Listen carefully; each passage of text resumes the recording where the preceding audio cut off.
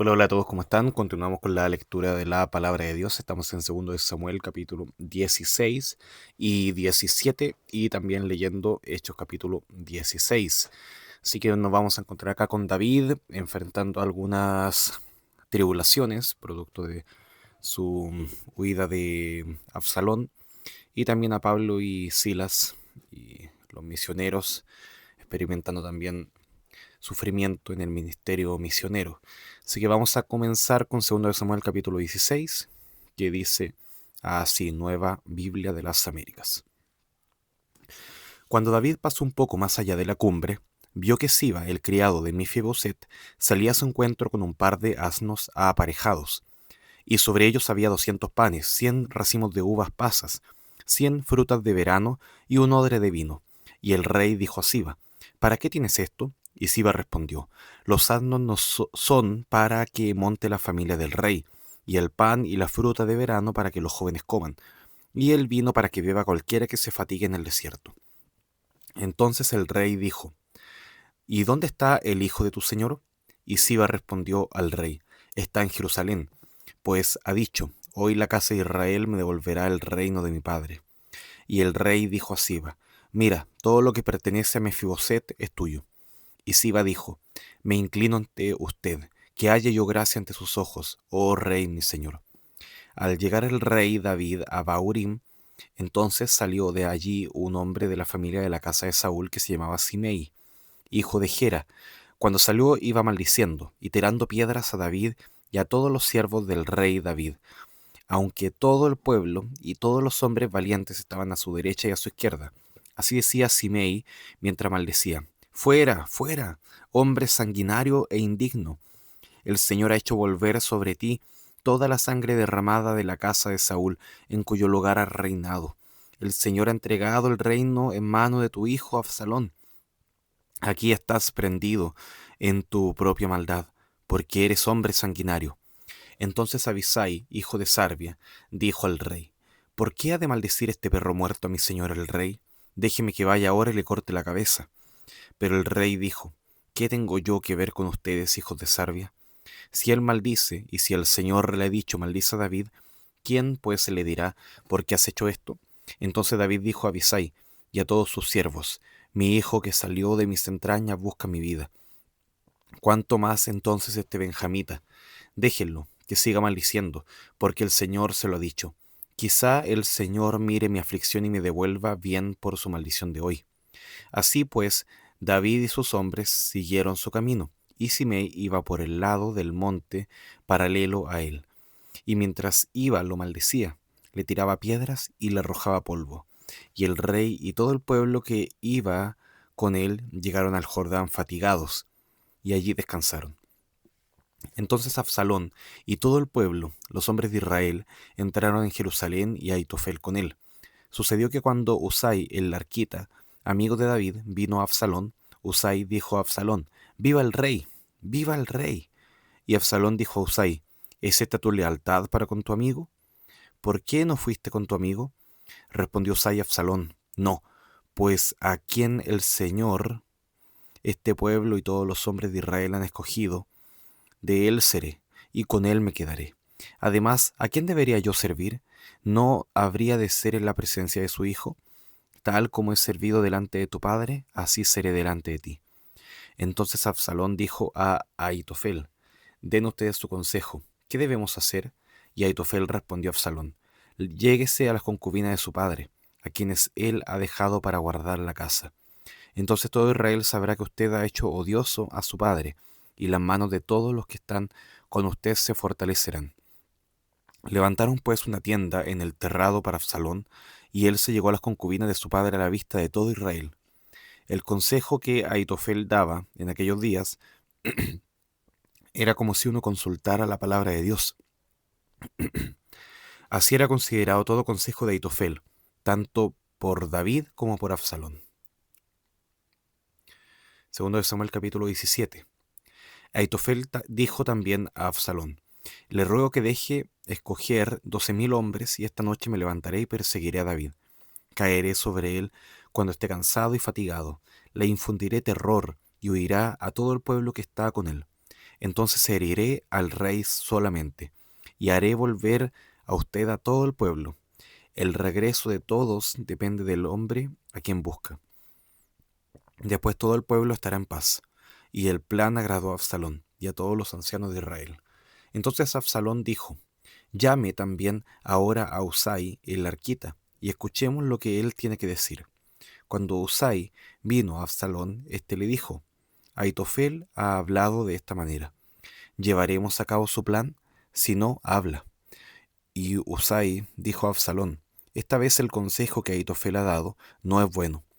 Dijo además Husai: usted conoce a su padre y a sus hombres, que son hombres valientes y que están enfurecidos, como una osa en el campo privada de sus cachorros. Su padre es un experto en la guerra y no pasará la noche con con el pueblo. Ciertamente él ahora se habrá escondido en una de las cuevas o en algún otro lugar, y sucederá que si en el primer asalto caen alguno de los suyos, cualquiera que se entere dirá: ha habido una matanza entre el pueblo que sigue a Absalón. Y aún el valiente, cuyo corazón es como el corazón de un león, se desanimará completamente, pues todo Israel sabe que su padre es un hombre poderoso y que todos los que están con él son valientes.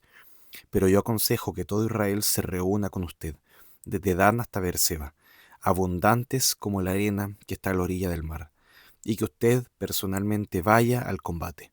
Así que iremos a él en cualquiera de los lugares donde se encuentre, y descenderemos sobre él como cae el rocío sobre la tierra. De él y de todos los hombres que están con él no quedará ni uno. Si se refugia en una ciudad, todo Israel traerá sogas a aquella ciudad y la arrastraremos al valle, hasta que no se encuentre en ella ni una piedra pequeña. Absalón y todos los hombres de Israel dijeron: el consejo de Husai, el arquita, es mejor que el consejo de Aitofel, pues el Señor había ordenado que se frustrara el buen consejo de Aitofel para que el Señor trajera calamidad sobre Absalón. Después Husai dijo a los sacerdotes Sadoc y Abiatar: esto es lo que Aitofel aconsejó a Absalón y a los ancianos de Israel, y esto es lo que yo he aconsejado. Ahora pues, envíen inmediatamente y avisen a David: no pase la noche en los vados del desierto, sino pase al otro lado sin falta, no sea que el rey y el pueblo que están con él sean destruidos. Y Jonatán y Ahimaas aguardaban en Rogel. Una criada iría a visitarles, una criada iría a avisarles, y ellos irían a avisar al rey David, porque no debían verse entrando a la ciudad. Pero un muchacho los vio y avisó a Absalón. Así que los dos salieron rápidamente y fueron a la casa de un hombre en Bahurim, que tenía un pozo en su patio, el, al cual descendieron. Y tomando la mujer una manta, la extendió sobre la boca del pozo y esparció grano sobre ella, de modo que nada se notaba. Entonces los siervos de Absalón fueron a la casa de la mujer y dijeron: ¿dónde está Ahimaas y Jonatán? Y la mujer le dijo: ellos han pasado el arroyo. Buscaron y al no encontrarlos regresaron a Jerusalén. Después que los siervos se fueron, salieron del pozo y fueron y dieron aviso al rey David, diciéndole: levántense y dense aprisa a las aguas, porque Aitofel ha aconsejado así contra ustedes. Entonces David y todo el pueblo que estaba con él se levantaron y pasaron el Jordán. Ya al amanecer no quedaba ninguno que no hubiera pasado el Jordán. Viendo Aitofel que no habían seguido su consejo, aparejó su asno, se levantó y fue a su casa, a su ciudad, puso en orden su casa y se ahorcó. Así murió y fue sepultado en la tumba de su padre. Al llegar David a Mahanaim, Absalón pasó el Jordán y con él todos los hombres de Israel. Absalón nombró a Amasa jefe del ejército en lugar de Joab.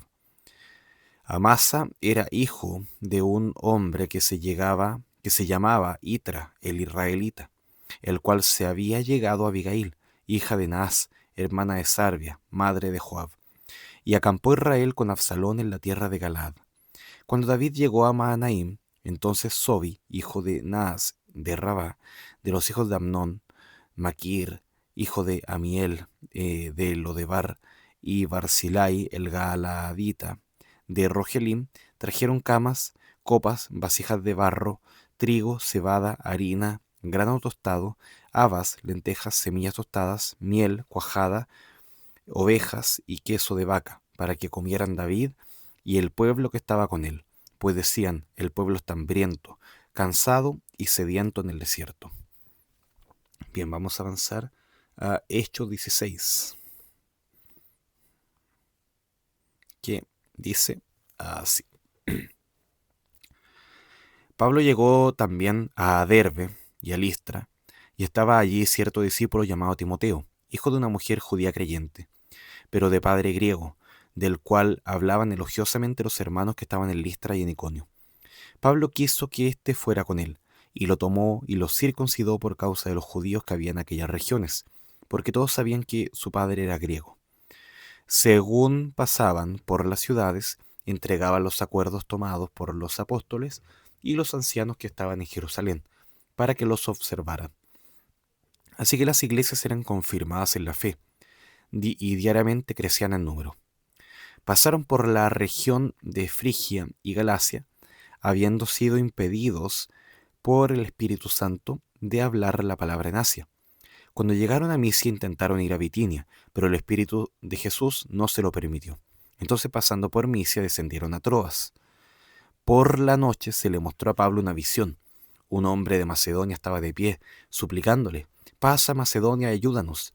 Cuando tuvo la visión enseguida procuramos ir a Macedonia, persuadidos de que Dios nos había llamado para anunciarles el Evangelio. Así que, saliendo de Troas, navegamos con rumbo directo a Samatrocia y al día siguiente a Neápolis. De allí fuimos a Filipos, que es una ciudad principal de la provincia de Macedonia, una colonia romana. En esta ciudad nos quedamos por varios días. El día de reposo salimos fuera de la puerta, a la orilla de un río, donde pensábamos que habría un lugar de oración. Nos sentamos y comenzamos a hablar a las mujeres que se habían reunido. Y estaba escuchando cierta mujer llamada Lidia, de la ciudad de Teatira, vendedora de telas de púrpura, que adoraba a Dios, y el Señor abrió su corazón para que recibiera lo que Pablo decía. Cuando ella y su familia se bautizaron, nos rogó, si juzgan que soy fiel al Señor, vengan a mi casa y quédense en ella. Y nos persuadió a ir. Mientras íbamos al lugar de oración, nos salió un encuentro una muchacha esclava que tenía espíritu de adivinación, la cual daba grandes ganancias a sus amos adivinando. Esta, siguiendo a Pablo y a nosotros, gritaba, «Estos hombres son siervos del Dios Altísimo, quienes les proclaman el camino de salvación». Esto lo hacía por muchos días, pero desagradando esto a Pablo, se volvió y dijo al espíritu, «Te ordeno en el nombre de Jesucristo que salgas de ella». Y el espíritu salió en aquel mismo momento. Pero cuando sus amos vieron que se les había ido la esperanza de ganancia para ellos, prendieron a Pablo y a Silas y los arrastraron hasta la plaza ante las autoridades. Después de haberlos presentado a los magistrados superiores, dijeron, «Estos hombres, siendo judíos, alborotan nuestra ciudad y proclaman costumbres que no nos es lícito aceptar ni observar, puesto que somos romanos». La multitud se levantó a una contra ellos, y los magistrados superiores, rasgándoles sus ropas, ordenaron que los azotaran con varas. Después de darle muchos azotes, los echaron en la cárcel, ordenando al carcelero que los guardara con seguridad, el cual, habiendo recibido esa orden, los echó en el calabozo interior y les aseguró los pies en el cepo. Como a medianoche, Pablo y Silas oraban y cantaban himnos a Dios, y los presos los escuchaban. De repente se produjo un gran terremoto, de tal manera que los cimientos de la cárcel fueron sacudidos. Al instante se abrieron todas las puertas y las cadenas de todos se soltaron. Al despertar el carcelero y ver abiertas todas las puertas de la cárcel, sacó su espada y se iba a matar, creyendo que los prisioneros se habían escapado. Pero Pablo clamó a gran voz, diciendo, «No te hagan ningún mal, pues todos estamos aquí». Entonces él pidió luz y se precipitó adentro, y temblando se postró ante Pablo, y después de sacarlos dijo, «Señores, ¿qué debo hacer para ser salvo?». Ellos respondieron, «Cree en el Señor Jesús, y serás salvo tú y toda tu casa». Y le hablaron la palabra del Señor a él y a todos los que estaban en su casa. El carcelero los tomó en aquella misma hora de la noche, y les lavó las heridas, y enseguida fue bautizado con todos los suyos. Llevándolos a su hogar, les dio de comer, y se regocijó grandemente por haber creído en Dios con todos los suyos. Cuando se hizo de día, los magistrados superiores enviaron a sus oficiales, diciendo: «Suelta a esos hombres». El carcelero comunicó a Pablo estas palabras, diciendo: «Los magistrados superiores han dado orden de que les suelte, así que salgan ahora y vayan en paz». Pero Pablo les dijo: «Aunque somos ciudadanos romanos, nos han azotado públicamente sin hacernos juicio, y nos han echado a la cárcel, y ahora nos sueltan en secreto. De ninguna manera, que ellos mismos vengan a sacarnos». Los oficiales informaron esto a los magistrados superiores, y al saber que eran ciudadanos romanos tuvieron temor. Entonces vinieron y les suplicaron, después de sacarlos, y les rogaban que salieran de la ciudad. Cuando salieron de la cárcel, fueron a casa de Lidia, y al ver a los hermanos los consolaron y se fueron.